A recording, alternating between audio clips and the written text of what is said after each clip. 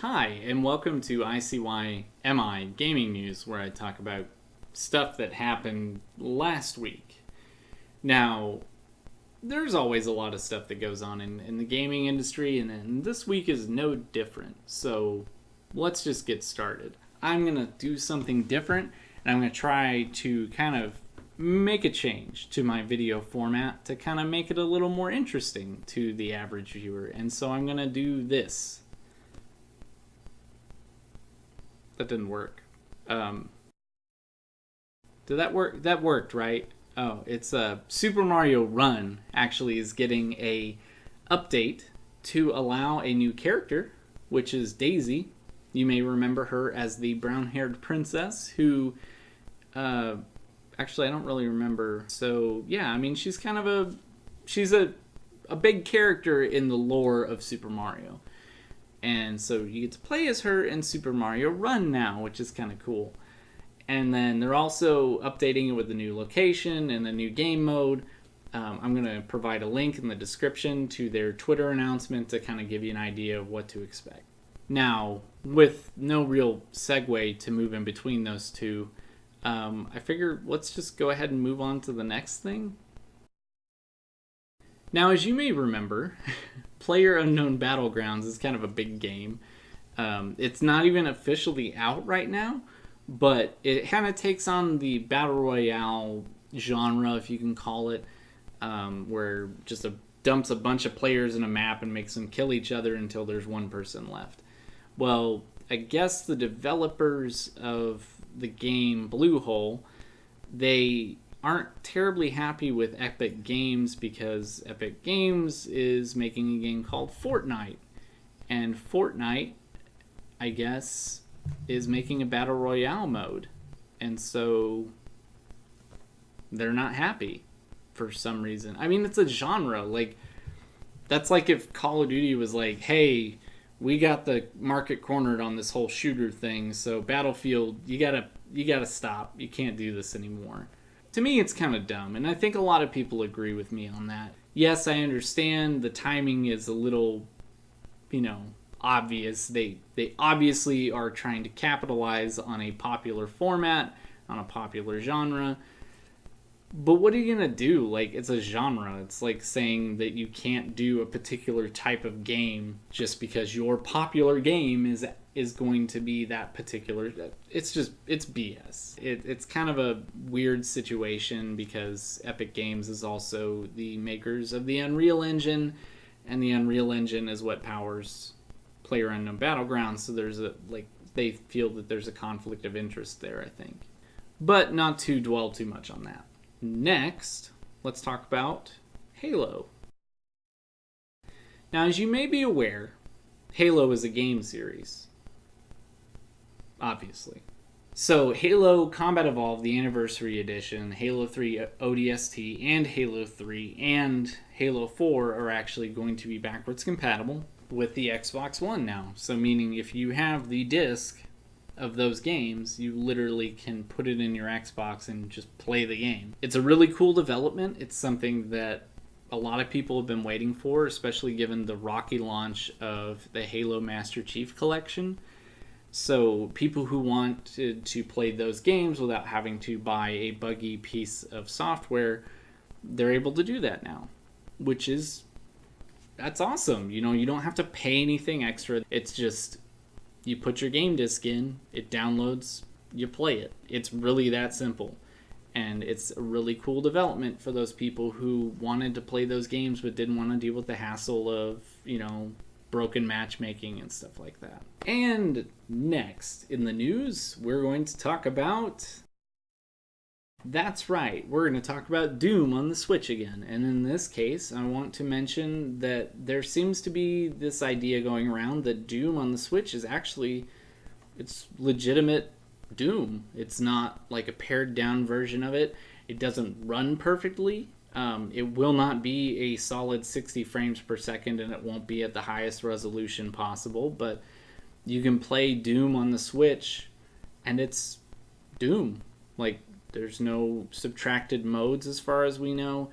The only downside is that obviously the The issues are going to be with the frame rate. You're going to have some sacrifices in power. But I think the general consensus seems to be that people are willing to make that sacrifice, and it makes sense. For a game like Doom, you play it on the go, it's not a bad proposition. The only real downside that I saw was that people don't seem to really like the idea of using the Joy-Con controls. So if you're wanting to play Doom on the Switch, you may want to invest in a Pro controller. Not that anyone who owns a Switch doesn't already own one, because honestly the Joy-Con controls don't seem all that great to me. I'd prefer to have a legitimate controller in my hands. And yeah, so let's just again move with this whole not having segues thing. Let's move on to the next story. Minecraft is back in the news, and in this instance it's about the Better Together update. Now you may remember that Microsoft announced that, well, I mean, you'd be able to play Minecraft with on a Xbox One with PC and Nintendo Switch player, which is big news. That's crossplay between different platforms. That's not a small thing. You know, it happens in games, but it's relatively unheard of. So in this particular instance, one of the most insular gaming companies is going to work with a massive corporation in America, which is just weird.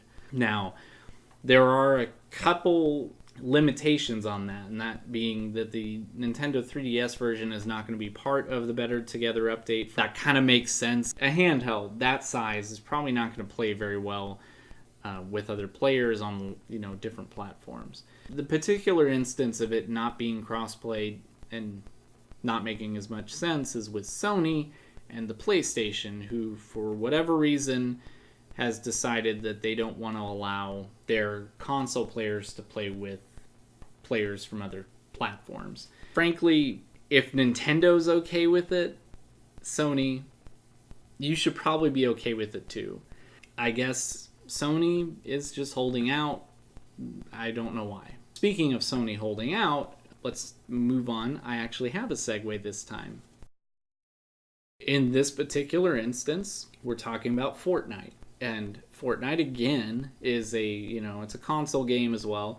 And there's been evidence, at least through Reddit, and it's been confirmed as far as I know, that PS4 players for a brief time were able to play with Xbox One players. And it kind of echoes the feelings of Psyonix, the company that made Rocket League, that it is entirely possible to flip a switch and play cross-platform.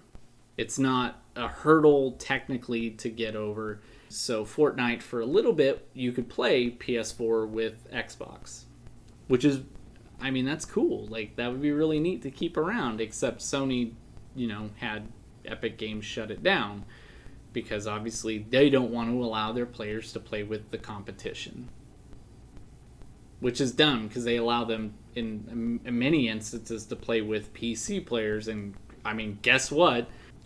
The PC market is pretty much dominated by their competition. Microsoft is their competition, and Microsoft makes one of the most ubiquitous operating systems that PC games run on. So I don't understand what the big deal is there. I really wish they'd stop holding out. Now, let's go ahead and move on to the next subject. And of course, we're talking about Gearbox, and in this particular instance, the hero shooter that I'm talking about is Battleborn. And Battleborn is it wasn't a bad game, it just came at a really bad time.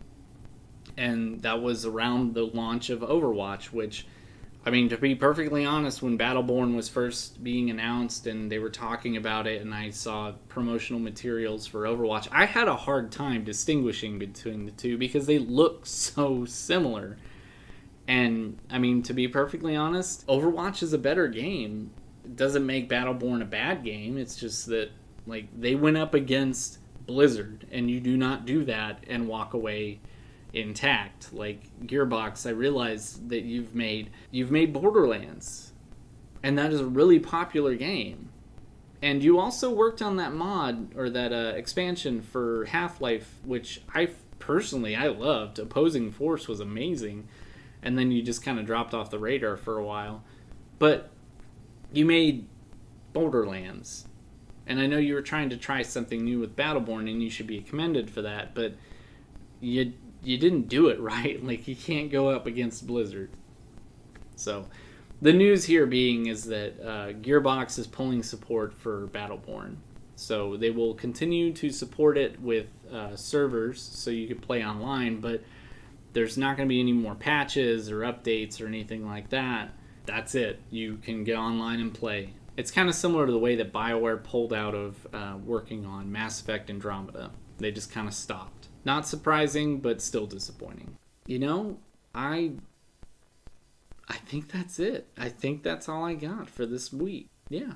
I hope that this was very informative. Leave a, press the little thumbs up button or whatever, the like in, down below the video somewhere. You can share. I like people who share my stuff, and comment, I'll have a conversation with you, or I'll try to at least. So thanks for watching.